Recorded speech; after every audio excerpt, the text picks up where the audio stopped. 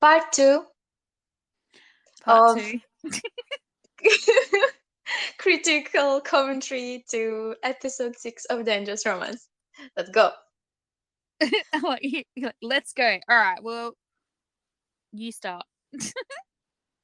So Kang goes looking for Salom, and he goes to the nursery. He cannot find him there, and he finds out Salom was sent home. So he dresses up, he puts on his earrings, his bracelets. He did not have them in school. So I saw Cass the North Face on Tumblr. I liked her post actually. Bring out the parallels between episode 2 and this one, because in both scenes, Kang looks quite similar. He's dressed in black, he goes to Kang's house, he goes in uninvited, and he kneels near Salam. But the situations are very different.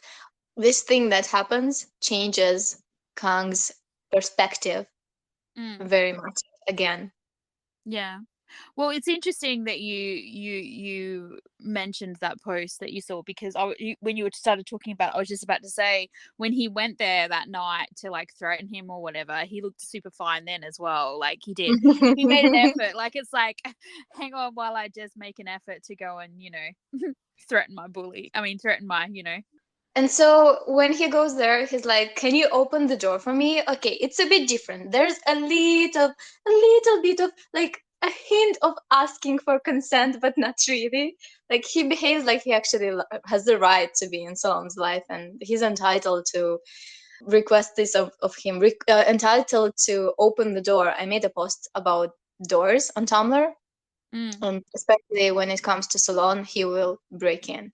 And it mhm, doesn't matter if it's about dreams, playlists, physical presence, for example, grabbing him by the wrist and dragging him, whatever he wants, or actual doors. He will fucking open it and step in, even if he's not invited, even if he's mm. told no. Well, I mean, it was one of those scenes that was like I was kind of amused by, but also like super impressed by because we got, and I'm gonna call it the dreaded sponge bath scene or like a wipe down scene. And the only reason why I say dreaded is because it used to be a staple in like Thai BLs, where so much so it like literally became a drinking game between me and people I know. Um, when I sort of realized that's where they were going with it, I was kind of a bit like, oh no, now this is going to be cringe. And as awkward as he was doing it, it so wasn't cringe at all. It was like once again another perfect moment in both in direction and acting because this is a boy who would never do this for anybody. Like who is he giving a sponge bath to? Like who would even consider making the effort for? I mean, he's not doing it to his friends. At best, maybe grandma. And it was one of those moments that just like shouldn't have worked but did, and also gave us these like little insights into Salom's past that things And we've talked about. he sucks at it. He kind of sucks at it, but he's trying, so That's it right. matters. And he's It's trying for right. He Salam tries. again. Yeah, and it's like, and it's not even about, like this is the thing that gets me, and this is why it's a bit of a joke, kind of, as I said, between me and friends and family or whatever who watch Thai BLs, is that normally, it's usually prompted by some concern, but it's basically just an excuse for one boy to touch another boy inappropriately when the other one is sick. And it's like, and I Oh say yeah. inappropriately because like the other person is usually unconscious or like not with it or whatever, right? So, and Yes. in this scene, he's so like he wants to touch him, but he holds himself back. Like all of his touches are very methodical, and like it's all about Yes. cooling him down and trying to make him, it's all out of concern, not out of desire. And that one moment that we see that's like out of desire, and I don't mean sexual desire necessarily, but like emotional desire to touch him, to reach out and actually have that connection, he restrains himself. Now whether he does it because it's wrong, I doubt it, because let's face it, he doesn't see boundaries with Salom in that way. I feel like it's more about him questioning his feelings and stuff at that point than Exactly. anything. Hmm. I don't necessarily think he's being a good guy, but Yeah. it fits in that moment, and it shows us like where he is in his mindset without like anything being said. Like it's such a clever moment.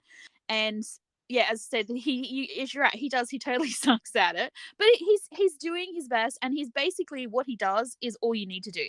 You don't need to stroke someone lovingly, and like whatever. Yeah, it feels nice if you feel like crap and someone is gentle with you, but honestly, the point of what he's doing is to try and cool him down, and which is like what he's doing essentially. So, as I said, should have been super cringe because it's kind of awkward because he's kind of awkward, but it's not. It works. It's perfect. We had that moment when Kang is making a joke out of Salam's fever, when he Mm, calls out everyone but him. Maybe he yeah. just wants to Salam to call out for him. So, but then Salam says he misses his parents and catches Kang's hand and places it all over his heart. And Kang flinches a little bit, and yeah, he can relate to that. Well, I think That's I when think he it's almost shakes his hair. yeah, I think it's two parts. I think it's like you said, he can relate to this. I mean, he's lost his mum. Once again, we don't know how or why or when necessarily, but he doesn't have his mum, so they have that in common. And also, this is once again another glimpse between beneath the curtain, so to speak, as to Salom's Another vulnerability. vulnerable, yeah, And moment. yeah, and like Every he time he goes there, Salam is like on the floor, not yeah, not being able to do anything, like that's right. unresponsive, He's just like traumatized. yeah. It's like I wonder, if it will become a point where Kang just enters doors not because he feels like he has the right, but because he's concerned that Salon might be in trouble on the other side. Like it's like if he doesn't answer him straight away, he's coming in because who knows what could be going on. I feel like in that Yeah, moment he is, as I said, sympathetic to those feelings, getting that glimpse beneath his at his vulnerability, which once again we're pretty sure he's not showing anybody. And also it's a moment I feel like for him that probably gives him like this direction we then see where he becomes kind of determined to do what Selim would want of him, because he, or potentially what he would hope he would expect of him in that situation, because he is like being sort of almost shut out by Salom. And so like this like getting this glimpse is like a kind of like a moment of hope almost, because he's we've just before this scene we basically had Salom saying to him, you don't need to try. I'll do it all by myself. So it's like there's two, it's a double-edged sword. It's one, I don't expect anything of you, and two, I don't need you I to don't spend agree with time you. with me. I don't want to Exactly. be with I you, don't need you. Yeah. So I like would have. I want to say something about it, but first I want to say I think the flashbacks that were used here when he is doing the homework were all right, okay, but they already feel overused at this point because of the other ones that were included unnecessarily. mm, And then guilt makes him do all these nice things for Salam.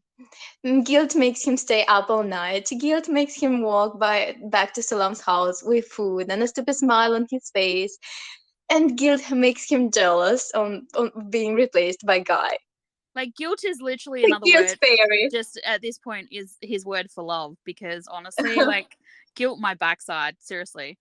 But also, I think besides jealousy, Guy triggers his biggest insecurity. Like he's there and to take better care of Salom because mm, Salom has friends. As I just said, he doesn't need him, and Kang needs someone to need him because if you need someone, you expect them to be there for you, and no one mm. needs him. Like no one needs him. Yeah, So but not only that, he wants Salom to specifically need only him. Like, yeah, and he you was know, still happy to provide for Salom, mm, but it was easier to do before feelings got involved really deep because it was about money. mm, And Salom, he knows Salom needs money, and there's no one else who can help him with this. Basically, there's only Kang. But then it comes to Kang himself. He's insecure that he's not enough, so he's easily replaced. He always fails, and there's someone better who can do all these things for Kang that do not involve money than him. mm. Like it pained him to see that he's not needed anymore, and that I feel like that's why we'll have the "if I had no money, would you want me?" question from It's him in the trailer. I've spoken before about how Salom's relationships are heavily transactional. Even with like his friends, we see it. Otto's mum feeding him when she knows he's been tutoring Otto, for example. In that instance, it's more a bartering system, which is less, it's a little bit more personal that way, like it's more a goods for services, which tends to happen with people who don't have money. If you don't have money, you tend to do things for each other, whether it's like maybe you're good at something, so you do this, you give them something that you've made, or you perform a service for them in exchange for something from them, because that's your currency. Your currency is your talent or your whatever, not necessarily money. And but it's interesting because I feel like that money isn't the true currency between Kang and Salom. It's not. It No, was the transactional it thing between was. him and the whole world. Like, the Yeah. only thing that he was secure about was his money, and the fact that it was the only thing that people valued in him made him Mm, so angry. But then suddenly with Salom, he kind of was ready to accept this, but Salom did not even respect this part of him. Like, no. he did not respect even the money. So, like, there was nothing that impressed him. So Ken kind of had to just try everything else that he could And not to only that, impress like him. initially, even though you could say that their initial relationship is transactional in terms of cash, it's actually not really, because the transactions that get brought up both by Kang and Salom themselves are transactions that actually Kang doesn't necessarily have any connection to. So besides being a part of that family, his Salom's what is it that he's on, scholarship, is funded by Kang's father, not by Kang, by Kang's father. And then the tutoring is funded by Kang's grandmother. So in actual fact, there's no exchanging of money between the two of them at all, except for when he's trying to bully him into making cheat sheets, which Salom never accepts. So they don't actually have a currency transaction between them. And it's like, the reason why I wanted to say this is because with Kang and Salom, the reason why I don't think initially, like end game situation, like I know we've talked a couple of times, we've touched on this idea of inequality between the two of them, and the reason why I'm not overly afraid of it, I think obviously it's going to come up. Of course, it's going to come up. It's the main drama, main sub story in the drama. But I feel like ultimately in their future, it's not going to be a deal breaker, because the true currency in their relationship is the way they understand and support each other. It's got nothing to do with money. It's about the fact that Salom has these expectations of Kang and that he expects him to fulfill them. And it's why he gets like so upset and mad when Kang gets in his face about Pimfar, because he thought Kang understood his feelings. He thought he understood, they were on the same page about what was happening between the two of them. Let's be honest, like he expected Kang to go back and put his locket on Salom's. Like, that's like what we were all expecting, And so, and Kang is constantly caring for Salom. So eventually his Salom is going to get used to it and begin to expect it. And so if he doesn't follow through, then there's that, that's where the drama will come into it as well, I think.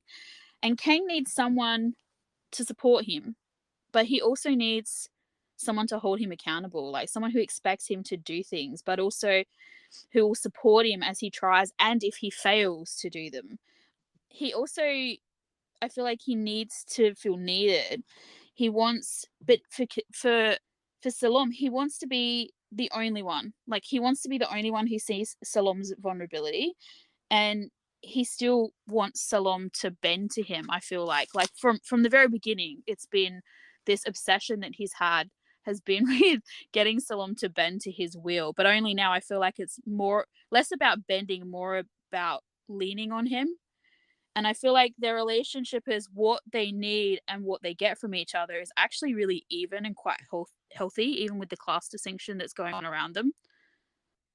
So then we get the confrontation. And Pimfa does that mini mastermind thing here, the one I wrote about, like the one I was theorizing about getting them together in a way. Like, I have so many we could do questions something. about that, because I'm just like, how did that happen? Because it's so funny. Because initially, before Salom like confesses, suddenly like Kang was avoiding Pimfar. Now he's like, she calls and he answers straight away. So it's like he's stopped avoiding Pimfar now. And then like how did she get involved? Like, how has she had this, like the last time she spoke to Salom that we know about was like Salome essentially breaking her heart, and now she's facilitating them to like get together. I was like, Maybe, yeah, now maybe she knows. yeah, but this isn't. Maybe You know she how I knows. said to you in the last podcast? I'm pretty sure it was in the last one. I said to you, or last night when we were recording, I'm pretty sure I said to you that there was another space in the episode where a flashback would have been warranted, that would have enhanced the episode. That moment there, where there was a conversation between them, or like her deciding to help because she's like sick of the pair of them or whatever. Like that would have been a good flashback to include rather than like the 20,000 others that we got. So I'm just curious, like, did he not intend to talk about it at all? Like, did seeing Salome being cared for by his friend make him stop pursuing him, or like what happened? Because he was looking for him, and then suddenly, like, he saw guy taking care of him, and that's it. Like, he was not happy that Salome got him there Yeah. and confronted him. You know what's funny? Like, there's this there's this post on Tumblr, uh, posted by Poetry Protest Pornography, where Great they're name. like, Salome. I'm sorry. Yeah. That's a great name. Yeah. Yes, it is. Salome, like, be honest. Do you feel anything for me? And Kang experiences intense flashbacks about all his feeling for Salome. Is like, I have never had feeling about anything ever in my entire life. Yeah. So you linked me that. Yeah, I remember. I think it's really interesting because I mean, this is one of these joys of drama, joys and frustrations of drama. I feel like, because if Guy hadn't have been there, like what was his intention in that moment? Like, what did he want from that moment? He was I clearly don't think happy. he. He'd got I don't food. think he thought it through. I think No, he just acted. He did not think. He did not have a conversation in mind. He did not have something to say to him. He just acted because he wanted to be there with him because Salome was getting away and he panicked. yeah. And so let's play it through for a second though. Like, if okay, say Guy never showed up.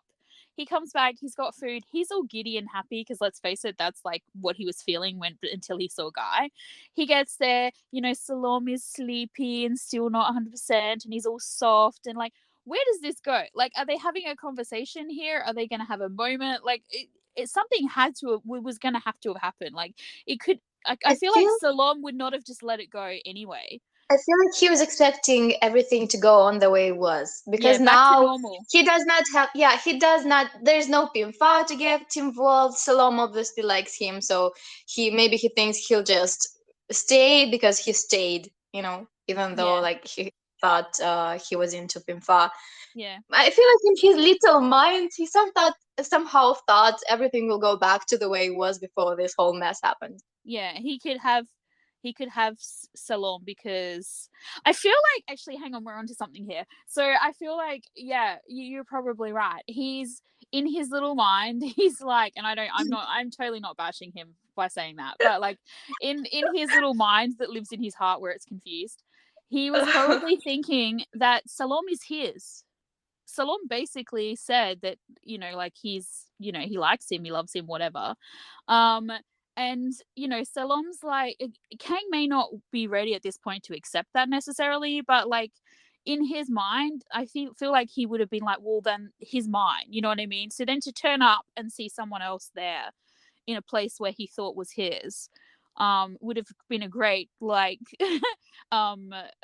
mechanism to sort of show him that, well, no, actually, just because he likes you doesn't mean that you have that. Yeah. And it comes back to that whole idea of what Pimfar was having a go at him about at the beginning of the episode, about Salome not being a thing that he could own or control. Or What if that is why he said he never had feelings for him? Like, he knew that would hurt him. He knew, like, this would put distance between them, but he was not ready to accept his feelings. Like, his mind and his heart were not in sync. mm. And so he realized he could not keep Salome like this, and like the only thing that he thought would be appropriate to say was that he did not like him. I feel like it's probably that, because I mean, honestly, he's not going to say, he's not the kind of person, I think, at least, I mean, maybe with someone else, maybe with someone who he's not being real with, he might lie about things. But I feel like with Salome, their relationship is different. I feel he's less inclined to admit to something he doesn't feel or whatever. He's not going to feed him a line. He's going to tell him the truth. Like they've been pretty like strict on that in the way they've interacted with each other, and he doesn't know what his truth is in that moment, or at least he's not ready to verbalize it. So he can't say one way or the other, but he says no. He's scared to face his own feelings. He's scared to accept that he needs Salome because he does not, because it's a need for him. For Yeah. him, it's a need. He's scared to deviate from this predefined path. He's scared that he will fail. He's scared to want Salome because if he says it out loud, if he actually tries, he might lose him. Yeah. Like, because he always does. He always loses the stuff that he never gets what he actually wants. He's Yeah. never good enough. Like he tells Pimfa, like again to the Pimfa conversation, whatever shit I do is never enough. Like he's not good enough for his father to expect something from him. He's not good enough in his own eyes. I think the other thing is that it's one of those things where they've been for the last few episodes since the bullying stopped and they started, you know, coming together and having this relationship that they're having. They've been in this like bubble of like they move in relation to one another really well. They share space really well. They understand each other really, really well, which is, as I said, on one hand, why I think Salome got so pissed and basically confessed to him is because he was hurt by that. You know, that Kang's not on the same page with him like he thought he was. But I feel like from Kang's perspective, because you said, you know, like this episode's from his perspective. I feel like from his perspective, Basically, mostly. this symbiotic relationship that they've been having, like that kind of ended. Well, not ended, but like was put on pause, sort of, you know, at the end of. Ooh, I have a cool thing. Like I have two cool things like that are connected to what you're saying right now. Okay. Okay, Like let me just finish my thought. yes. Yeah. So, and so like I feel like it was like put on pause, like when Salome saw, you know, his feelings for Pimfara or whatever, and so not having that like kind of, it's another version of support, isn't it? Because he feels like out of step, like he doesn't, you know, it goes into what you're saying, like where you say he says nothing he ever does is right. He doesn't know what to do now because what was working before isn't working now because they're not in that space at the moment. Like they're not in the same space, and so it probably wouldn't matter what he said or what he did until they get into that same space again, until they're on the same page. um you know, and Salome and in the art room is actually the perfect time for him to do it, because Salome actually says to him, like, tell me, like, just be honest with me. He opens the doorway, so to speak, to Salome, sorry, to Kang, to actually, you know, come back into their space together, and instead. Oh, you know what? You know what was the problem? You know what the issue? Like what Salome did wrong? Yeah. He should have done it in the bathroom. So I was we recorded this we recorded the first part yesterday and I edited the stuff that we recorded, and while I was editing I had this idea. I remembered how in the scene where we see Kang, like this is connected to the pause, like this little space being put on pause, right? So he was in his bed and he was thinking about Salome, and then he went to see him. And do you remember their rooms are joined? They have a joint bathroom. Mm-mm. He did not go through the bathroom. He went and like circled whatever how he did it, and he went to the door, like the outside door of Salome's room. Mm. So we have several moments happening in bathroom, like when Kang is undressing, right? The kiss happens in the bathroom, and also the moment when Kang tries to reconnect with Salome during their breakup And he phase falls. in Yeah. episode 4. Yeah, Yeah. And and he there's trips and falls. still that's a big thing that happens there because he offers help and everything. So I feel like the bathroom is kind of a physical representation at this point of their this little bubble of their intimacy. Yeah, it's interesting that it happened. That's such an interesting. Oh my god, that's such an interesting thought.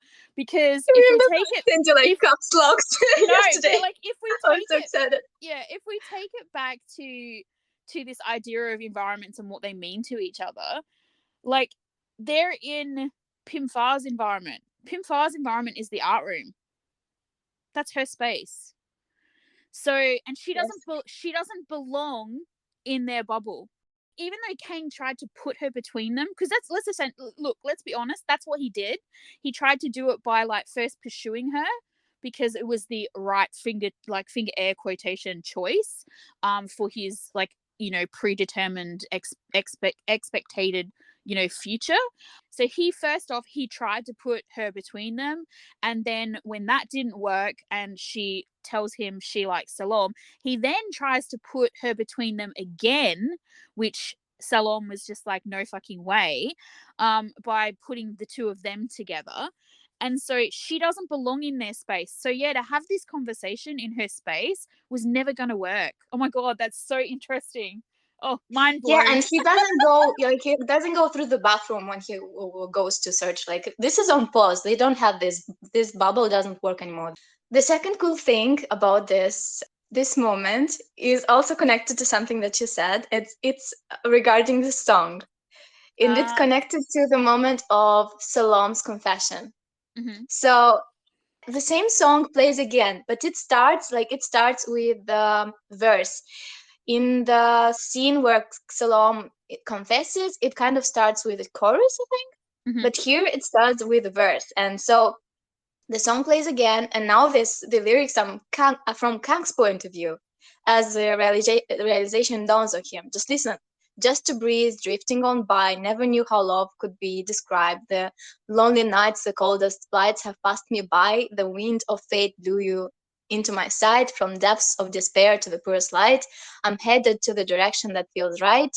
But when the last line sang, like when the I'm headed to the direction that feels right, Kang looks down, like he rejects this. mm, So he takes the USB stick and he leaves. And then the next line that we hear, it's strange, I find something changed inside, is the first line we hear during Salom's confession. mm. Yeah, well, that's interesting. Going back just quickly before we move on to the next part about the door, about him going to the bedroom door and not the bathroom door. I did Mm-hmm. notice that, but I didn't really like it. Didn't really, resonate with me at the time. But it's interesting, isn't it? Because like to go through just the two adjoining doors, there's an intimacy in that, isn't there? There's this shared intimacy that they have. Yes. It's forced in their situation initially because obviously they don't have a choice, and he forces that intimacy by going in there and starting to strip his clothes off. But like it's interesting that he avoids that intimacy when he doesn't, where he's tentative about it, but he still does, like um at the end of it he does force his way, not force his way, but like enter the room anyway without sort of anyone sort of admitting him, so to speak, because once Do you again mean he what room do you mean? sorry. Oh yeah, but because the bathroom represents something that they're both like something for both of them, where they're both open to this intimacy, and it's Yeah, like this shared bubble, this this shared space. Yeah. intimacy. Yeah, it's really interesting actually. I never even really thought about that. So I want to talk about the flashbacks. Mm-hmm. So then we see Salom and Kang separately processing what just happened. I'm not a fan of this. Mm, Especially, I think they shouldn't have included them remembering the talk that happened like 2 minutes ago. They could have instead added some additional scenes. Show us Salom walking brokenhearted. Then show us Kang, and for example, have a flashback of him getting out of the art room and like stop and lean against a wall, looking like he's in pain. Like show us Salom walking by his friends or like groups of people unobserved and accentuate his loneliness and isolation. mm, Show us Salom like walking by the poster for the open house, make it lay in the ground or like barely hanging on the wall to point out his dreams and hopes broken, maybe. Like mm, make him step on it, like he's feeling stepped on. Like Kang starts crying when it starts raining. So make him look up and then for example, look for an umbrella in his bag and find nothing. And then, okay, insert a flashback of him remembering that he gave the umbrella to Salom. Then, for example, cut to Salom doing the same thing, looking up and then taking the umbrella out of his bag and look at it for a moment because, he's thinking about Kang and everything, and spread it open. Mm. Like, they could have done so much better in this moment, but it felt a bit lazy, and it was not really connected. Like, they Yeah. could have included some really simple scenes that would have been much more effective.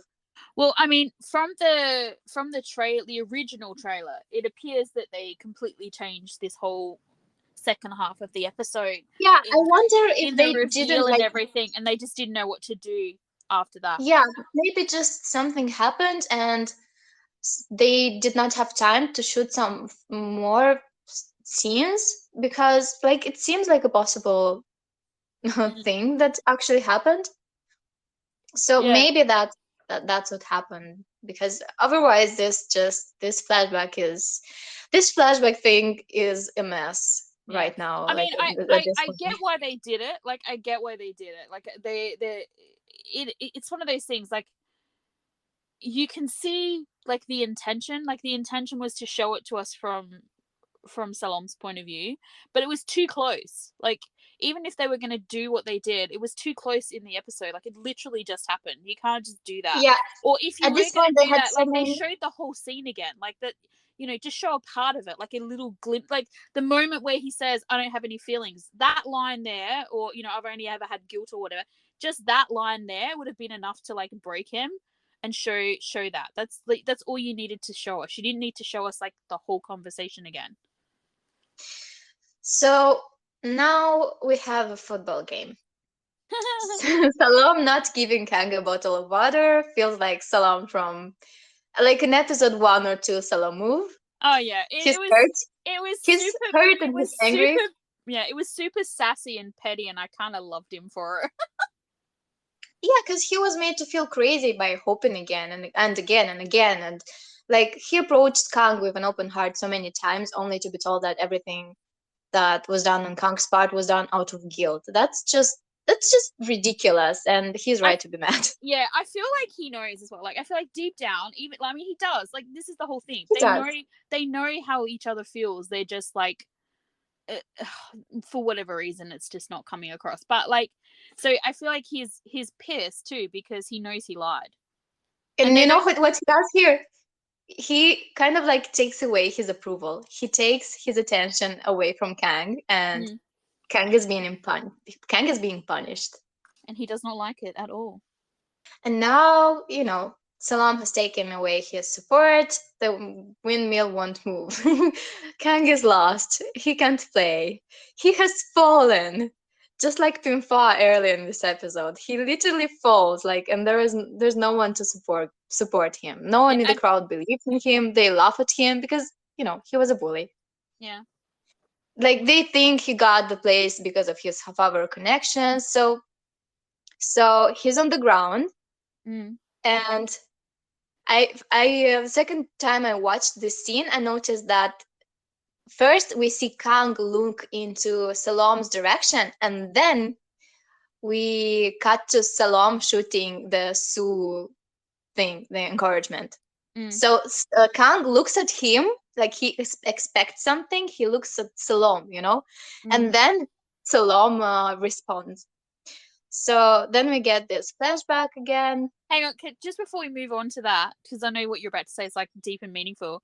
I feel like we need to address the fact that Salom and Otto are sitting next to, I don't know what his name is, the other friend, Kang's other friend. Do you know his name?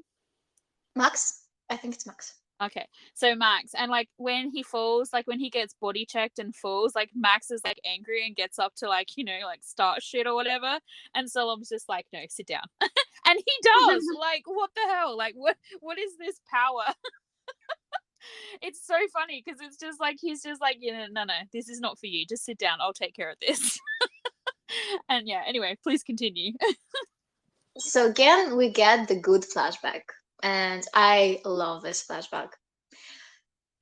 Do you want to just? I feel like this flashback is really good because it reflects, actually, I think it reflects Kang's thoughts, and it's just not just there for a quick reminder for the viewer. It's because if it's Kang's point of view, it's like everything falls into place for Kang's in Kang's head. Mm, Salom is the wind, and he is the windmill. He needs Salom. He will succeed if Salom believes in him. I think that's the moment he actually kind of accepts how important Salom is to him, and maybe even accepts his feelings, or starts to. mm, This is when he starts to accept his feelings. mm. So Yeah, I agree. I agree that's definitely the moment. I don't necessarily know like what would have come of it still. Like I feel like we read a couple of like meta posts and stuff on Tumblr and that you linked to me a couple and like there was definitely one that or maybe you didn't link, maybe I saw one, I don't know, but and I saw a react and I was definitely talking about, I think I mentioned it in the last night as well, that you know like everybody in this episode is super brave except for Kang.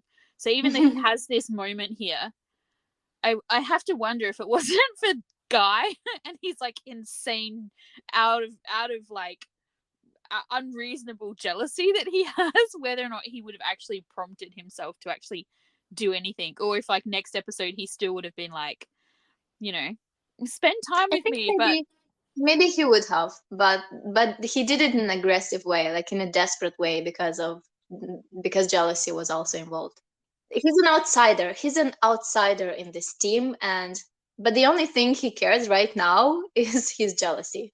yeah, well, it's Another funny. flash. Like, We have another flashback attack, but I'm okay with this one. It's yeah, okay. the Jealousy ones where flashbacks he are fun. sees, yeah, like it's building his. I feel like the flashbacks in this bit where like his friends are talking to him about, you know, like how everyone thinks his, you know, brought his way onto the team and all that, and it's so interesting to me because the once again it's the direction is really good, the acting is really good. You see him looking off into the stands, like he's monitoring what Salom is doing while they're talking to him. Like he's not really paying attention. He doesn't really care. He doesn't care that the other team, that the rest of the team is celebrating without him. He's like whatever. It's not they only really draw his attention to them when Salom actually joins that area. Yeah. And the flashbacks that we get with Guy basically blocking Kang, um and it's, you can feel with each one, as they show you each one, you can feel his like ire and his like anger and his jealousy building, and that is the right use of flashbacks. um Yes. he's remembering all the times that he's gotten in his way and he doesn't like it. It's like literally the first thing he says to him when they get in the bathroom or I don't changing, like whatever you it is. hanging around the Yeah, guy. I don't like you hanging around with Guy. And And he says it in such a manner as if they are already together. Like yeah, it's like he has the rights. yeah, And it's at such a, first, Salom matches his energy, but then when it's like when he sees Kang's internal struggle, like when he cannot respond, like there's nothing he can say, he softens and he asks, "Well, what is the point of this?" yeah. I feel like it's this is the thing. Okay, so we have this moment, like he drags Salom into the bathroom. It's super, this whole bit is super aggressive. The way, Zoe. But remember when I was so naive. Remember, it was episode 3, and I was like, "Oh, Zoe," or was it episode 4? I think it was episode 4. I was like, "Oh, Zoe, like Kang brought Salom home 2 times already," and we had this moment when Salom is trying to get away, and Kang grabs him by the wrist and pulls him again. It's like, I'm thinking this is going to be a thing. It's like, oh my god, it is a thing. It yeah, is a fucking thing, isn't it? Ho, ho, ho, ho. yeah, oh, it's It's definitely like, a thing. wow. He's just like, and but the way he grabs him and like drags him, it's so aggressive. Then we have this, you know, their initial in there, the friends are all going, you know, and making all this noise, and he basically tells them to shut the fuck up. And it's so funny because we talked about this, and I don't know if it was in a podcast or if it was just us having a conversation, but we talked about the fact that like I thought it was hilariously funny how they did just like go quiet, because like I'm like, would they really have done that? And then I'm like, oh, for the drama they have to be quiet, so otherwise it's going to affect the scene, isn't it? But I was watching a reactor, I think her name is Alyssa Danielle on YouTube, and she was just like, I would have shut the fuck off. And I'm just like, yeah, well, probably actually, yeah, I feel like maybe they might have. They just put their ears to the door and trying Yeah, to hear what's yeah. happening inside. The episode 7 starts, and it's literally them leaning against the door with their ears pressed up, you know, like somehow they've magically appeared, like they've magically found cops and that, and they've got them pressed against the door, you know. But yeah, and so it's so aggressive, right? And it's all powered by his fear and his desperation and that. And it's like Salom telling him, it's none of your business who I hang out with, and what right do you have? Like, he's saying you have no access to that part of my life, which this brings us to this closed door idea, this idea of like Kang having to know everything, you know, down to like what's on his phone, what's his dream, what's his whatever. And he's basically just shoved a huge stop sign right in front of Kang's face, which is like, if Kang was And a we know bull, how he responds to that. yeah, if Kang was like a raging bull, this would have been a red flag. And he just would have been like shaking it. And so of course, you know, like he can't stand that, you know, like and so then we get this really desperate kiss, this really Yes, kind of, you know, until yeah, they and are it's the kissed. grip he has on him, you know, like everything about it is so aggressive, and so, but it's also really unpracticed. Like I'm going from the, you know, we haven't read the books, we don't know their backstory more than whatever we've been told. I'm assuming that this is a first kiss for Kang. Yeah, me too. Yeah. And it's so untried, and but it's so aggressive, and it's so just like all over the place. And then you've got poor Salom, who's just like Confused and hurt, and his face, he well, looks like he's in pain. I think shocked, right? Like initially shocked. Like I feel like he's just like At shocked, first, yeah. and then and then I feel like he's scared, because like let's be honest, like Kang has been messing with his head for like weeks now. Like he thought he knew that they were what they were to each other. He thought they understood, that they were on the same page. And then for Kang to like suddenly start liking or chasing Pim Far, and now in this moment it's a complete 180. Like if you're in his position, you have to go like, I feel like there needs to be a conversation where he sort of says to him, you know, like 5 minutes ago you were chasing Pimfara, and now like you're attached to my mouth. Like, what am I meant to expect, or what am I meant to take from this? Because Kang's not using his words here. And so I can understand this idea of like trepidation, and the way this kiss is so tentative. Now, this was such a huge thing, like everywhere, like people in reaction videos, people on Twitter and Tumblr, everyone had different opinions, and everyone was sort of negative about the kiss, the initial kiss. And I feel like Not it's changed. everyone. Not A lot of everyone. people, a huge amount of people, I feel like I saw a lot of crap. But Yeah. I feel like, and we've had lots of discussions about this, you know, and I'm like, I'm confused by what some people are like taking that as the, you know, like I trust. I was remember I was like, I'm confused why people don't understand Salom's reaction. Like I just, when we first watched it, like everything just made so much sense to me, and then like we barely talked about the kiss because we just thought, yeah, of course. Like Yeah, we did not even, we barely said 2 words about it, and then to go on the internet and have see people be like, oh my god. I'm like, yeah, what, yeah, we were this literally on is the the thing? same page. Yeah, and look, Yeah. don't get me wrong, I what do you call it, I want to have the benefit to later on change my Yeah. stance on this, because we could be wrong. Like if all of the other kisses are like this, well then this was a bad kiss. However, I don't If think all it the is. kisses are like this, I don't want to see them kiss at all. Like they Yeah, better not do it at I all. have faith in them. They're too good actors, Actors, yeah. and everything, for this to be not on purpose. And I feel like it Agree. fits so well. As I said, this idea of like how tentative this kiss is, you know, it's like you can literally see that, like, that I feel like Shinon is having, or not Shinon, sorry, Salom is having these feelings. Like, can he trust him? You know, can he trust his own feelings? can he trust Kang? You know, like this boy has been pulling him back and forth and back and forth, and you know, this look of pain that you mentioned on his face. I mean, he's cried for this boy already. Like, he Kang has gotten so close to breaking him, you know, already, and this is not something that he lets happen to himself. You know, like, he has to be stronger than that. And so the kiss is so tentative. And I had this in my mind, this idea of how tentative the kiss was. That was my term, the term This is I yeah. This is the best word to describe this kiss. From well, especially. this is how I blew my mind today at work during my lunch break. Okay, So okay. I'm I was seated. thinking about the word tentative, and I had been Uh-huh. clinging to this, right? And as you said, I feel like it's the perfect word as well. But I'm just like, is it the right word? So I like, Mhm.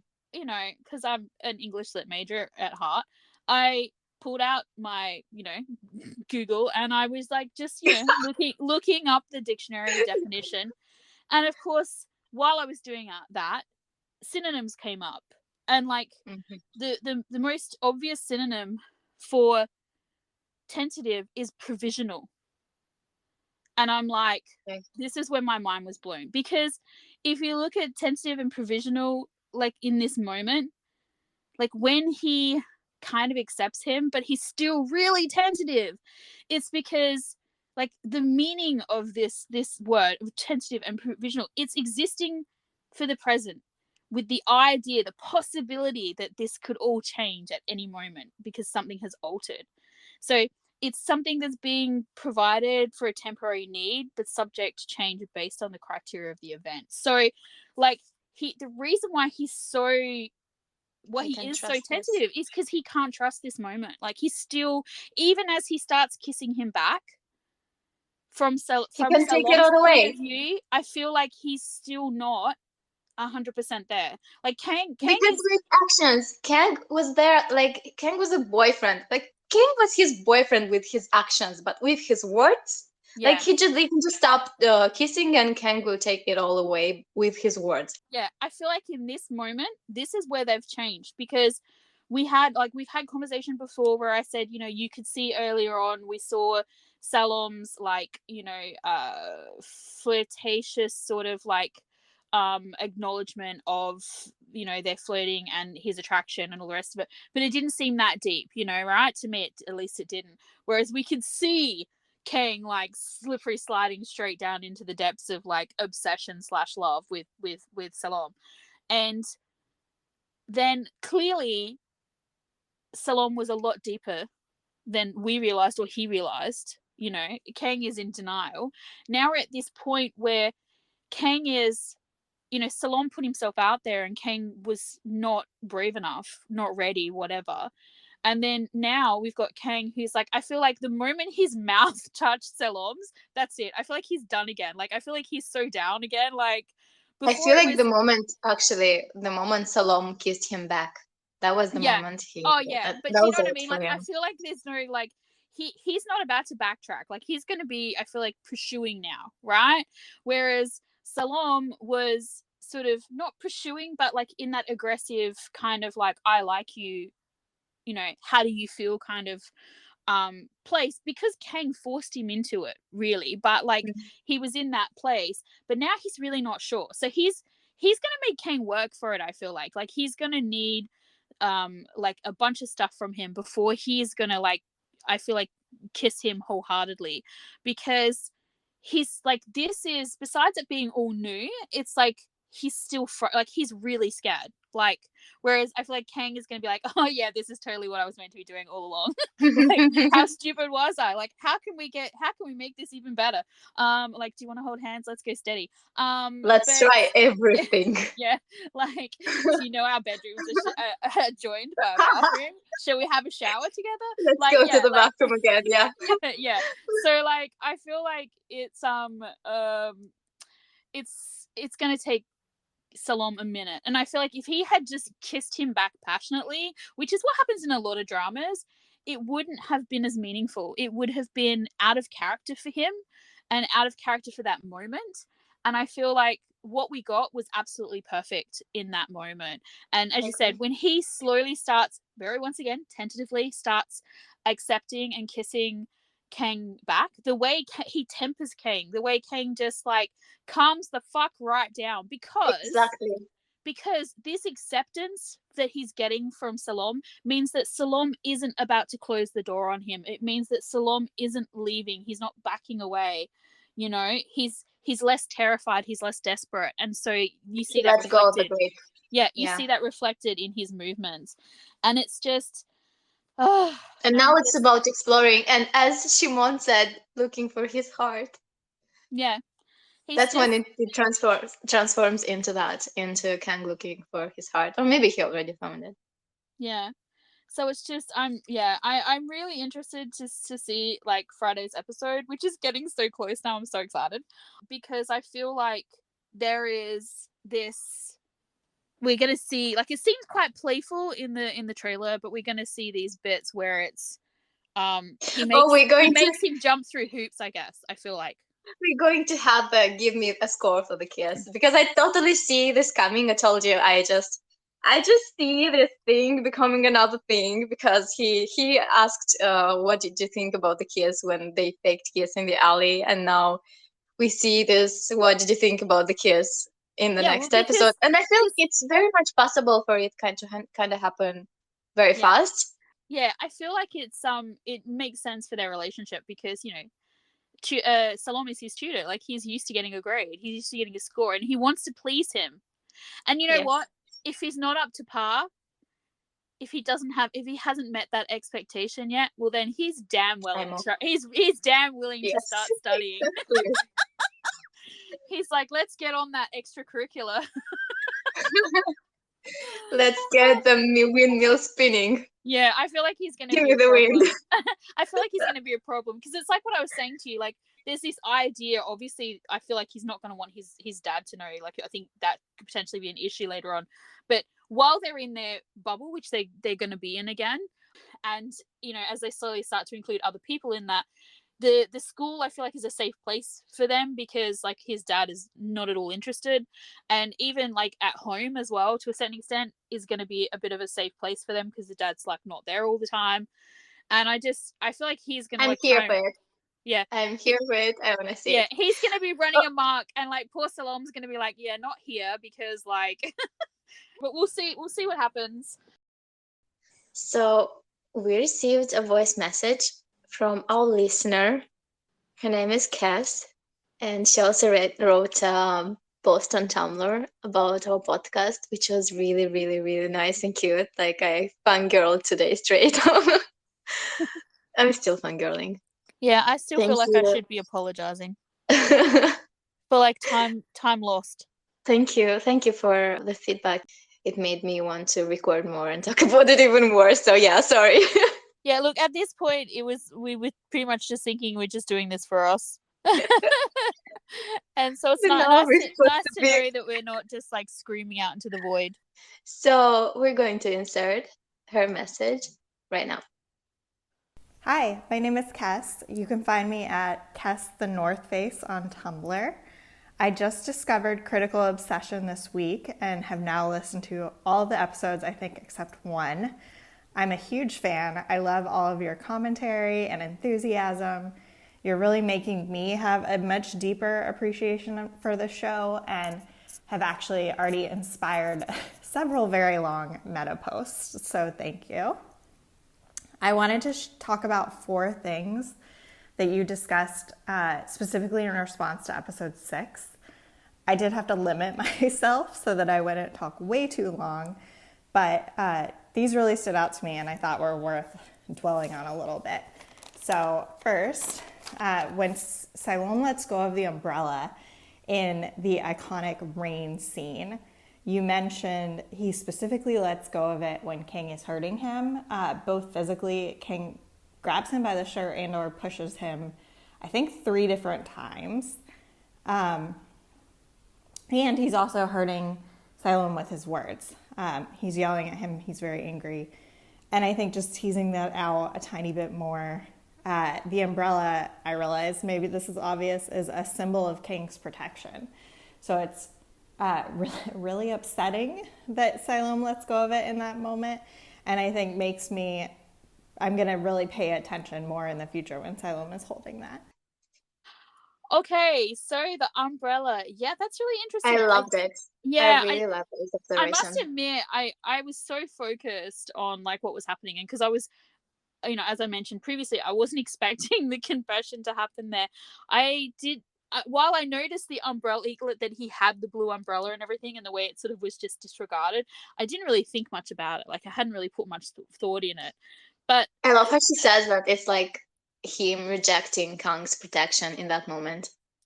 yeah, I feel it's that too. Yeah, because but I feel like he's not getting Kang's protection in that moment either. You know what I mean? Like he That doesn't as feel well. safe. Like he feels unsafe and hurt, and like he's not wanting the contact that's being offered in that moment. Like it's not It's the yes, same. it's a narrative that does not sit well with him. It's not.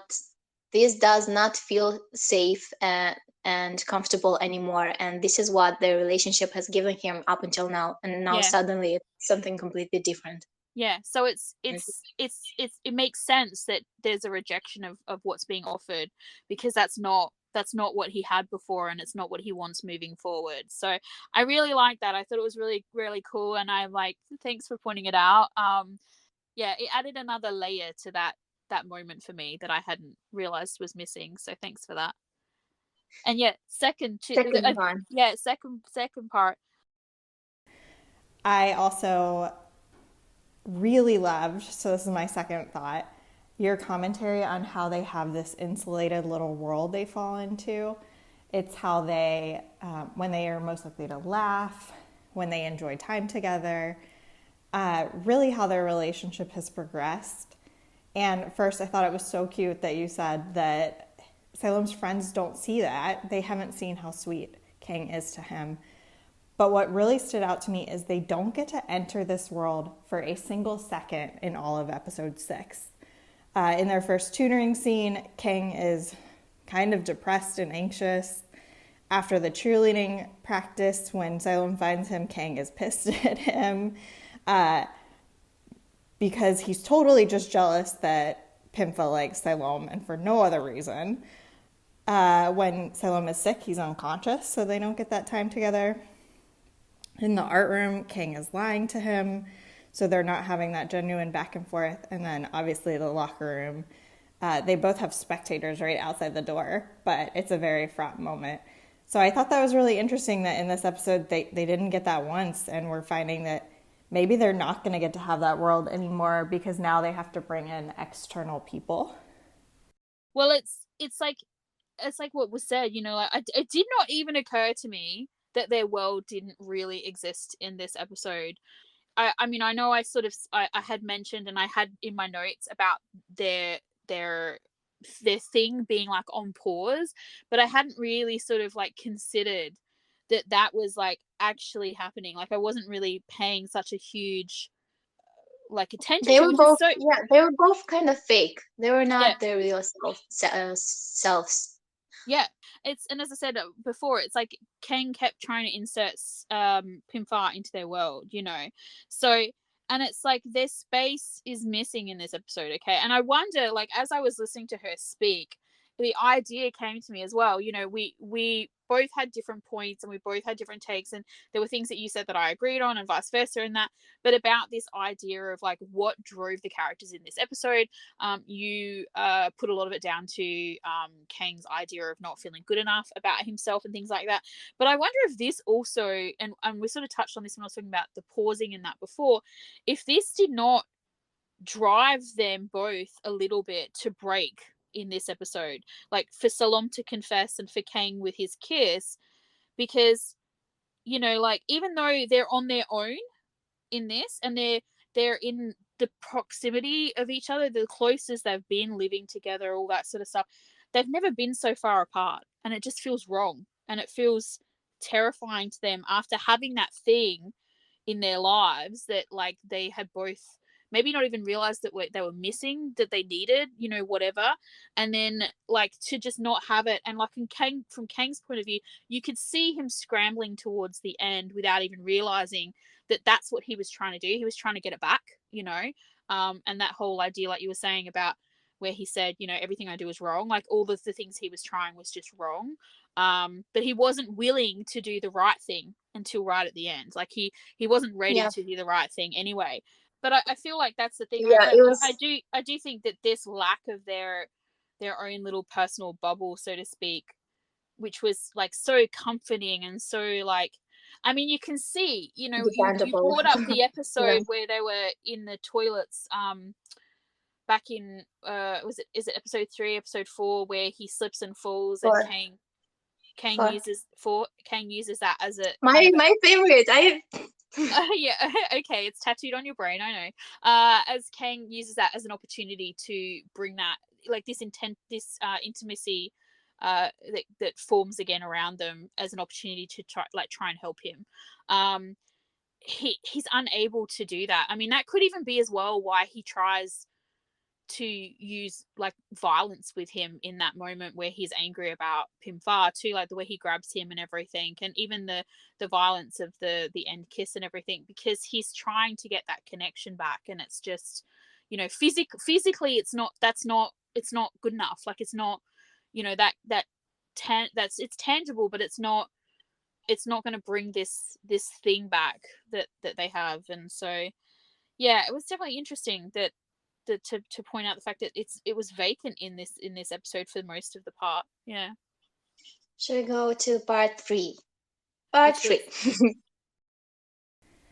And then, so the third thing I wanted to talk about, you had some really good insight on doors as a symbol of Kang's entitlement. So we've seen 3 times now Kang enter either Siloam's home or Siloam's bedroom in Kang's house. And this does really symbolize Kang's upbringing, how he feels like he has a right to Siloam. But I think the really interesting thing to call out is the flip side to that, because Siloam won't open doors. We saw him in the very gutting scene where he can't sleep go, and he won't even knock on the adjoining door to Kang's bedroom. And then also we've seen several times that he has to be let into the gate. So I think the show is really cleverly showing their inequality using doors. And to quote my friend Paige, I think it would be really meaningful if at some point Siloam is able to enter a door, or they're able to enter a door really in unison together. I think they could do something really smart there as a show. I feel like it'd be interesting to see moving forward. As she mentioned, seeing Salom open a door for himself, or them to move forward together through a doorway would be interesting. An interesting sort of, I guess, imagery and metaphor. Or even have a Kang wait for permission. Like, I'm not sure that we would get that, because I feel like he's too deep and he's too like intense with his feelings for Salom. And I feel like if there's any shadow of like Salom withdrawing or closing off or any of those sorts of things, like we see with the kiss, like where Salom like basically shuts and locks a metaphoric door It in just front of him, where he says, like, this is not your place. You have no right to put these sort of he just expectations on me. he just breaks in. It breaks him, and he just bores straight through it, as He you said, breaks like he in. always Yeah, does by kissing him. um yeah. but like then I think maybe we might get it from Kang once he realizes that Salom won't close the doors in between them. You know what I mean? Like, he, in the future, maybe he will become more chill, because Salom won't even feel the need to put those things up between them.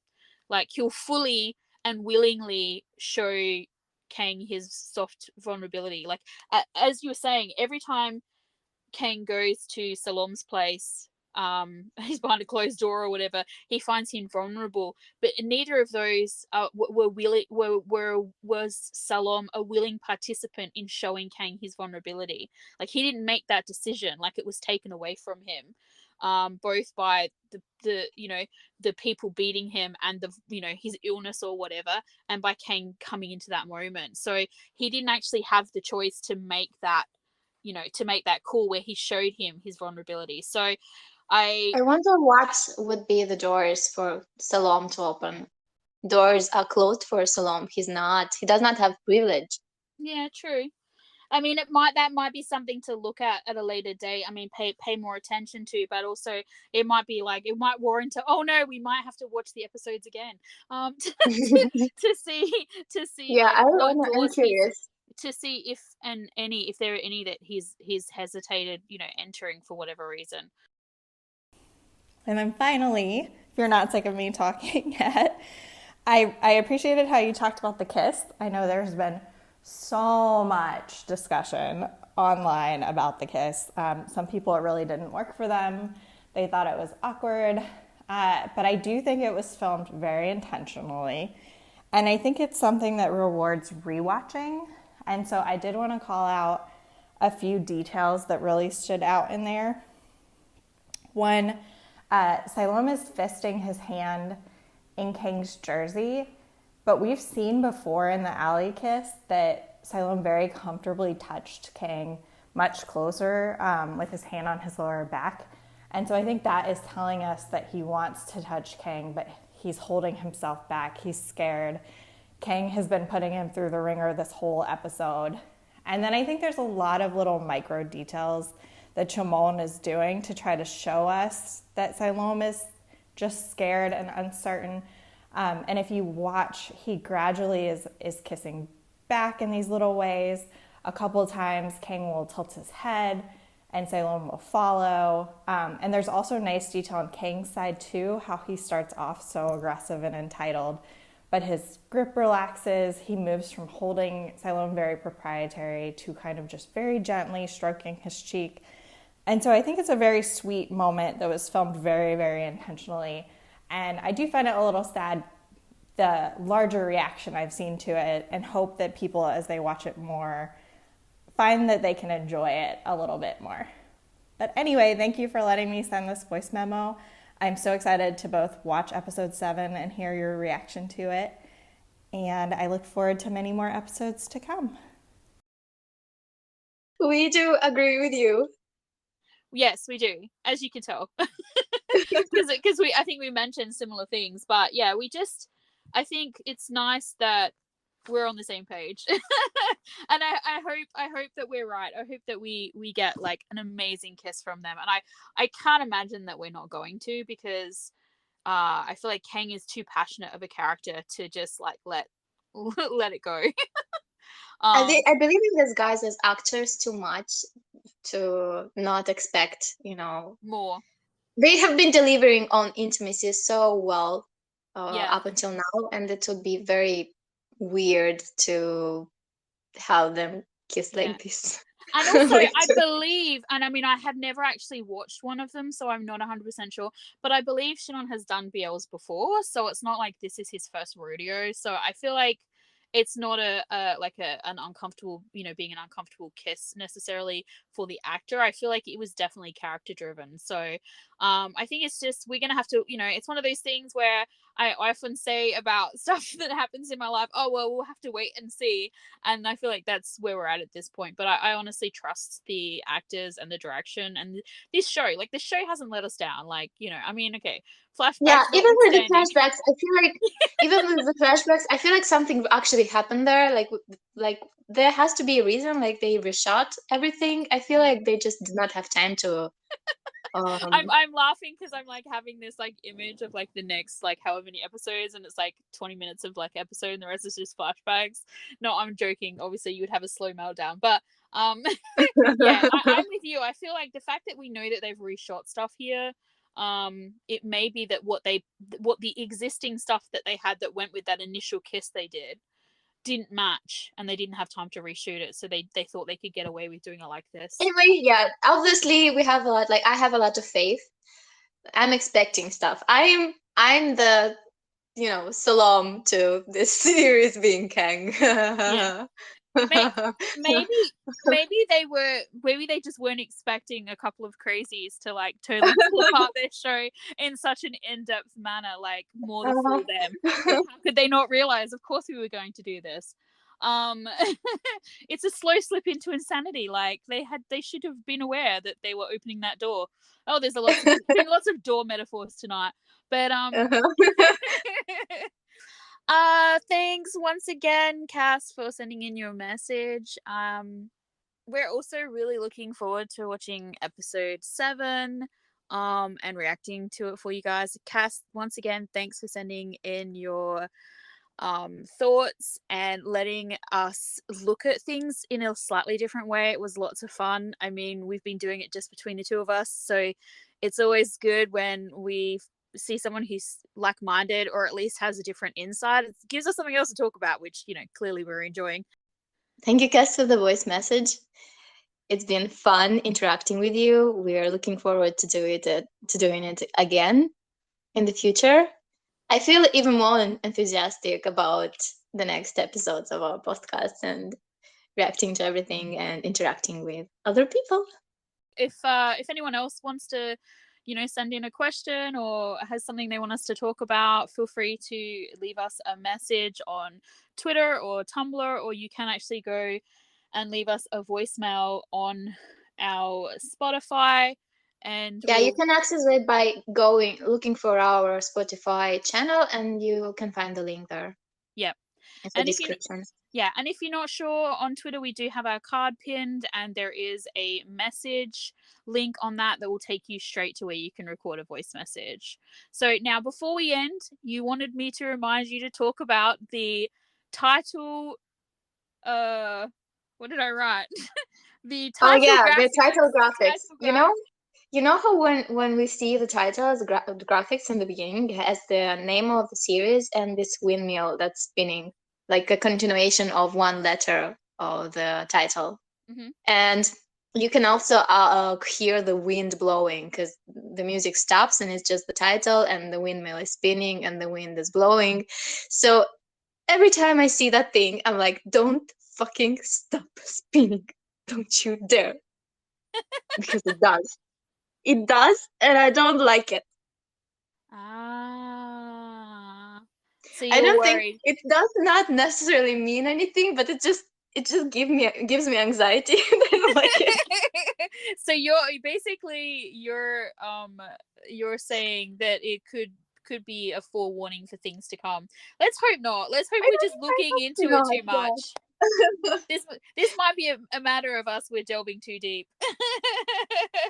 I hope so. Yeah, I did notice as well that the blades in that look really like ominous. They look super deadly. Like, they don't look like the blades on a windmill. They look like the blades on like a propeller on a plane. Oh my god! Oh my god, Zoe, stop! No. Chop your head off if you walk too close. like you're turning my anxiety into terror now. Stop it. That's where the dangerous romance comes in. Don't walk too close to the propellers unless you're Salom. They love the wind, but they don't like anything else. Well, that was fun. At least for us it was. If you made it to the end, I'm not sure if we should apologize or congratulate you. But thanks again for spending your time with us. Join us in the next podcast as we react to the next episode of Dangerous Romance. Please check out our Twitter and Tumblr at criticallyobs for all future posting schedules. Bye for now. I'm Mirella. And I'm Zoe, and we'll see you next time.